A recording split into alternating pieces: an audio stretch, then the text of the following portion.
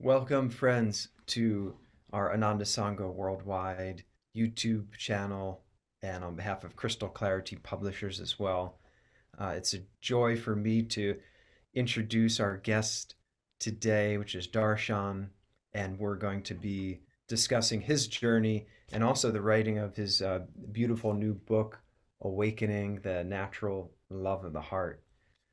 Darshan, at the age of, I think, 24, came onto the spiritual path, became a disciple of the great yoga master Paramahansa Yogananda.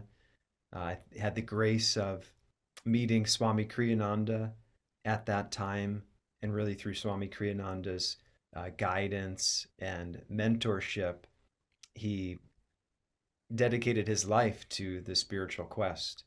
So Darshan, I should say as well, not all know this, serves at our Ananda Assisi community, travels around Europe, actually around the world, sharing the teachings of self-realization. He's a beautiful violinist as well, and he has much to share with us from the heart. So Darshan, it's a joy to be with you. I'm so glad we finally got to do it. Wonderful to be with you and with you all. So Darshan, because not everyone knows you, I thought maybe we could start with a little bit with your own personal journey, how you came at that young age onto the spiritual path, and what what drew you, or what was that catalyst that really got you to dedicate your life in this direction. So it started as young as, at the age of 5, 6, 7, I was a child. And I was born into a Dutch family in Amsterdam, totally a-religious, no religion at all. I was not baptized. My father was a very deep man, and he had a very deep inner life, also of connection with truth, with authenticity.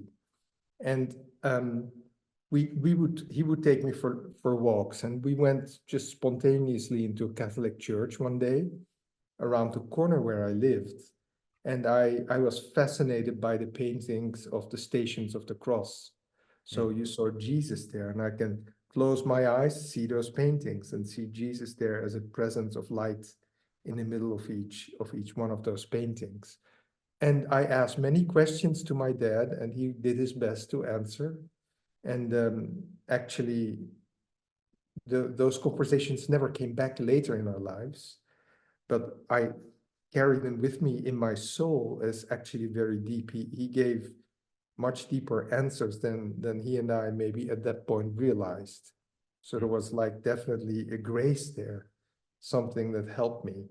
So I developed an interest in Jesus and also in reading parts of the Bible. I felt a lot of power there, but never religious. So I was not interested in religion or things like that.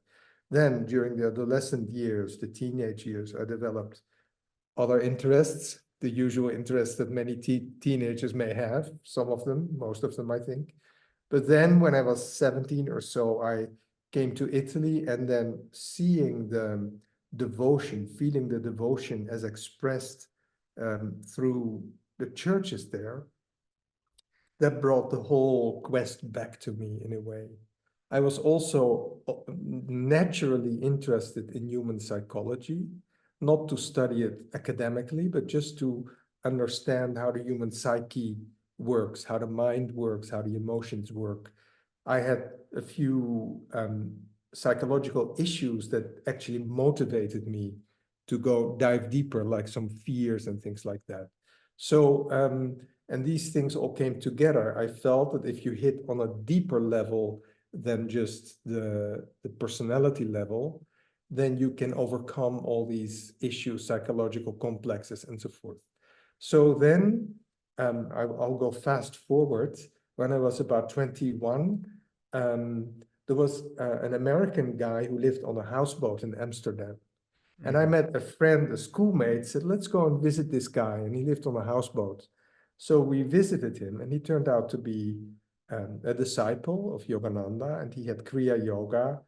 And so we developed a friendship. It was not a long friendship, but very important, because he gave me Autobiography of a Yogi, and he gave me the new path. Then it was just called The Path, which is the autobiography of Paramahansa of Swami Kriyananda. And he gave me lots of study material. He gave me the Raja Yoga classes and Mm. lots of talk tapes. There were tapes at that time, you know. There were not yet, there was no, we're talking about 1981, 1981, 1982. So I developed an inner rapport with Swami, with Master, and with Swami. And I wrote Swami a letter, which was just pouring with love. I'm so happy that you exist. I'm so grateful for everything that you're giving, Mm. because I could feel that he had dedicated his life to his guru and his guru's work. So that dedication inspired me. It was like, this is a teaching that has no end. It's an open window onto infinity that works Mm. through this man. Swami answered me, and then we've exchanged a few letters. And then in 1985, when I was 24, I got to meet him.